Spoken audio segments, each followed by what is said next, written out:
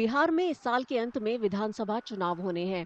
पिछले एक दशक में हुए चुनावों की तरह इस बार भी नतीजे तय करने में महिला मतदाताओं का अहम योगदान होने की उम्मीद है। इनमें न सिर्फ बिहार में रहने वाली बल्कि राष्ट्रीय राजधानी दिल्ली की प्रवासी महिलाएं भी शामिल हैं।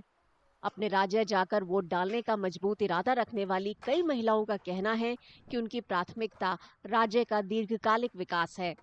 उनकी मुख्य चिंता बिहार में बेरोजगारी है। इसकी वजह से बड़े पैमाने पर लोग दिल्ली और दूसरे शहरों की ओर पलायन कर रहे हैं। जैसे अभी हो रहा है बिहार में, तो हम लोग सरकार से यही गुजारिश करेंगे कि हम लोग जो उतना हम लोग का खेत है, खलिहान है, बहुत ज़्यादा ज़मीन जथा है, लेकिन फिर भी अपना जीवन यापन करने के लिए हम लोग यहाँ पे दिल्ली में हैं, बच्चे के परवरिश के लिए, क्योंकि वहाँ पे कोई रोज़गार नहीं है। हमारे आदमी वहाँ पे क्या करेंगे रह के? खेत खलिहान, किसान का क्या हालत है बिहार में पता ही है आप लोगों को। तो हम लोग सरकार से यही बोलते हैं कि ये इधर उधर की बातें छोड़ करके वहाँ पे व्यवसाय दे। वहाँ पे काम नहीं मिलता, अगर हमें काम वहाँ मिले तो फिर हम यहाँ क्या करने आएंगे। हमारे बिहार तो कहने के लिए बहुत तरक्की कर रखे हैं, पर हमारे नज़र में इतनी डेवलप नहीं है। अगर हमें यहाँ नौकरी मिले तो फिर हम यहाँ क्या करने आएंगे। शिक्षा ही कहने के लिए कहते हैं बहुत ये होते, पर हमें शिक्षा बिहार में ढंग की नहीं मिलती। सभी तो हम बाहर आते हैं पढ़ाई करने के लिए, काम करने के लिए बाहर आते हैं। देखिए बिहार में तो क्या ही बताएं, बहुत प्रॉब्लम है। हम लोगों को बिहार छोड़ के यहाँ आए कि बच्चों को यहाँ पढ़ाएं। बिहार में कोई पढ़ाने का कोई व्यवस्था नहीं है। हम लोग गांव में रहते हैं, गांव से बहुत दूर जाना पड़ता है, ना डॉक्टर की व्यवस्था है, ना हॉस्पिटल है पास में, कुछ भी व्यवस्था नहीं है। तो हम लोग गांव से छोड़ के शहर में, यहाँ भी हम लोग आए तो ये भी गांव की तरह ही है हम लोगों का।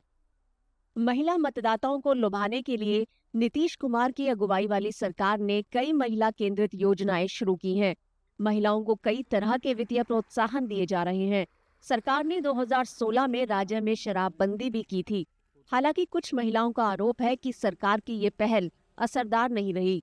शराब के लिए कहते हैं कि शराब ही बंद हो गया, पर सब शराब के पीछे ही बर्बाद हो रहे हैं। चुरा के पीते हैं, छुपा के पीते हैं, जैसे भी पीते हैं। शराब में बिहार में शराब बंद नहीं है सर। बिहार में और शराब का भी बहुत बड़ा वहाँ पे है। सब घर में शराब ला के बेचते हैं, पीते हैं, तो और क्या बताएं।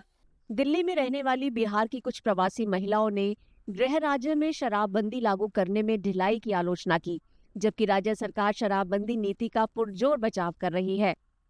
सरकार का दावा है कि नीतीश कुमार की अगुवाई में कई महिला केंद्रित पहलों से उन्हें काफी फायदा हुआ है।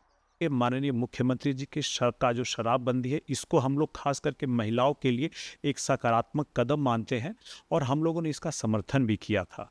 हम लोग चाहेंगे कि महिलाओं के लिए अभी तक जो नीतीश कुमार जी ने किया है, हम बिहारी फर्स्ट माध्यम से उससे भी कुछ बेहतर उनके लिए कर पाएँ। और शराबबंदी को लेकर के जो फ़ायदा महिलाओं को मिला है भी उनके परिवार को चलाने में, हम लोग चाहेंगे कि कुछ ऐसा वैकल्पिक व्यवस्था भी बने ताकि उनकी आमदनी में इजाफा हो। शराबबंदी का काम बिहार के लिए बहुत महत्वपूर्ण हुआ। खास करके 100% महिला शराबबंदी से खुश है।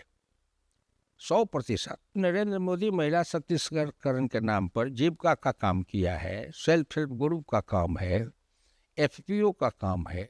विपक्ष का भी आरोप है कि शराबबंदी लागू करने में ढिलाई हुई है। राज्य भर में शराब की अवैध बिक्री बढ़ गई है। सच्चाई पूछिएगा एज अ महिला, स्टार्टिंग में नीतीश बाबू ने उनको अच्छी तरह से समझाने में वो सफल हुए कि हम ड्राई स्टेट करेंगे तो आप आर्थिक स्थिति से मजबूत होइएगा। तो अगर आप 200 रुपये कमा रहे हैं तो 100 रुपये की आपका पति शराब पी लेता है तो वो बचेगा। लेकिन ये सच्चाई नहीं है। आपको सिस्टम को मजबूत करना चाहिए था। जब से ड्राई स्टेट हुआ है तब से महिलाओं के लिए और आफत है। पहले उनका पति दारू पीता था और वो दारू 100, 50, 200 की आती थी। अब 12 साल 13 साल का बच्चा भी सिर्फ दारू नहीं पी रहा। अब ड्राई स्टेट होने के बाद जो शराब की काला बाजारी हुई है, जो रेवेन्यू उस टाइम 4,500 करोड़ था प्रदेश का, वो बढ़ के लगभग 10-12 हजार करोड़ हो गया और टोटल ब्लैक हो गया। बिहार में विधानसभा चुनाव से पहले सियासी हलचल बढ़ गई है। सभी पार्टियों की नजर इसी बात पर है कि महिलाओं का झुकाव किस ओर होता है।